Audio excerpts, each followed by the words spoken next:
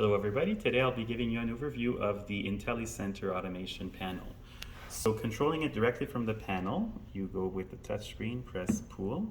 This will turn on the pool pump. So once the green light is on, the pump will turn on. To turn on the heater, you press heater, and then the heater will turn on. This here is the set temperature. You adjust the arrows.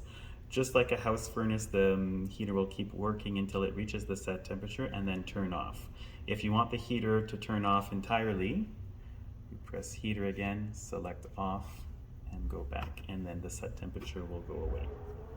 Next, we'll go into features.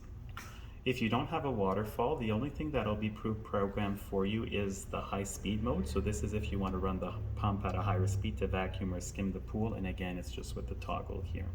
There is an egg timer of 1 hour pre-programmed for this, so this will turn off on its own after 1 hour.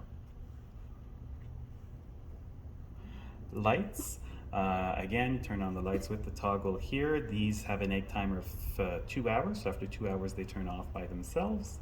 And then this button here controls either the colors or the pre-programmed light shows.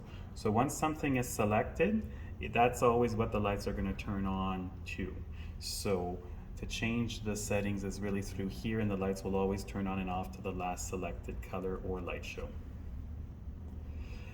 For water chemistry, it's just this menu down here. So with these buttons here, you can adjust the percentages of amount of chlorine that you want to produce for the pool. So if your chlorine is high or low, you just adjust it with these buttons. And then finally, schedules. So again, there is egg timers programmed for the pump, so the pump will run 24/7. The pool lights 2 hours and the high speed mode for 1 hour. But if you want to add schedules on top of that, simply follow the touchscreen instructions here. So quite self-explanatory with the add button and so on and so forth. So that's pretty much the overview of how to run an Intellicenter panel.